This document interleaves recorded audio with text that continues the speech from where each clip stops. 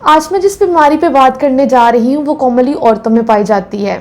उसकी बड़ी वजह ये है कि बहुत सी औरतें जो हैं वो शर्म या हिचकिचाहट महसूस करती हैं और इस बीमारी को दूसरों से शेयर नहीं करती और इस दर्द में से गुजरती हैं। वो क्या है? दैट इज़ एनल फिशर या फिर पखाने की जगह से खून का आना।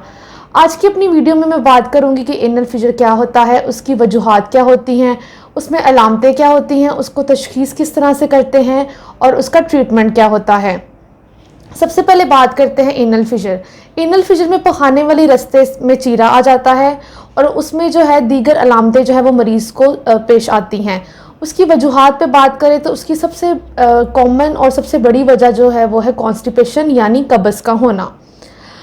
लगातार या अमूमन बार बार कब्ज़ होने की वजह से पखाने वाले रास्ते पे स्ट्रेन पड़ता है, प्रेशर पड़ता है और जब स्टूल हार्ड फॉर्म में पास होता है तो उधर जो है बैक रास्ते पे जो है चीरा आ जाता है और ये एक विशियस साइकिल चलता है कि एक दफ़ा जब कॉन्स्टिपेशन हो, हार्ड स्टूल बना और वहाँ पे जो है वो चीरा आ गया और उसके बाद पेशेंट जो है, क्योंकि पेशेंट को दर्द होती है और ज़ाहिर बात है वो स्टूल पास नहीं करता और उसकी कॉन्स्टिपेशन जो है वो आहिस्ता आहिस्ता वर्सन होती है और इस तरह से जो है उस रास्ते की जो टोन होती है वो बहुत सख्त हो जाती है और वहाँ पे बार बार फिशर बनता है।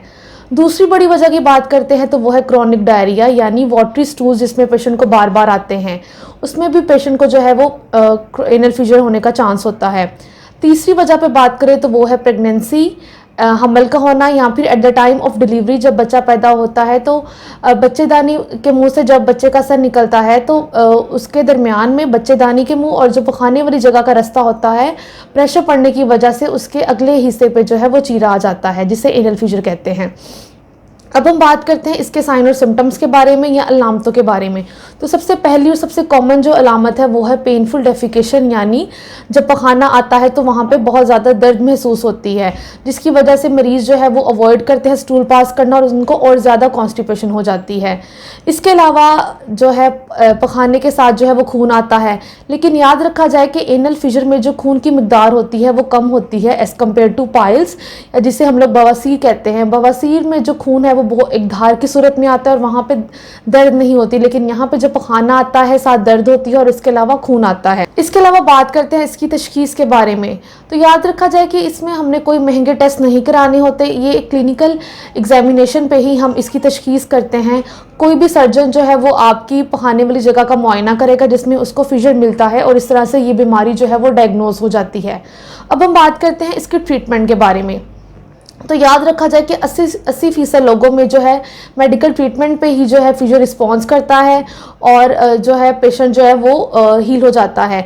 और इसमें जो मेडिकल ट्रीटमेंट हम लोग एडवाइस करते हैं वो GTN और ज़ाइलोकेन जेल्स को मिक्स करके हमने पखाने के रास्ते पे लगाना होता है। इसके अलावा एक और सबसे मेन जो चीज़ इसमें ये है कि इसमें डाइटरी मॉडिफिकेशन जो है वो बहुत रोल प्ले करती है, क्योंकि मैंने सबसे पहले जो आपको बताया कि कॉन्स्टिपेशन इसकी मेन कॉज है। अगर आप इसे कंट्रोल करें तो आप एनल फिशर जैसी बीमारियों से बच सकते हैं और उसको बेहतर करने के लिए आपने दिन में जो है वो 8 से 10 ग्लास पानी पीना है। आपने अपनी डाइट में फाइबर कंटेनिंग फूड यानी ऐसा फूड जिसमें फाइबर ज़्यादा होता है, जैसे फल, सब्जियां, खीरे, सलाद, ऐसी चीज़ों का इस्तेमाल ज़्यादा करना है। जो फूड कॉन्स्टिपेशन कॉज कराते हैं उनको आपने अवॉइड करना है। इसके अलावा आपने इसबगोल का इस्तेमाल करना है। रात को सोने से पहले नीम गर्म दूध में इसबगोल का इस्तेमाल करें।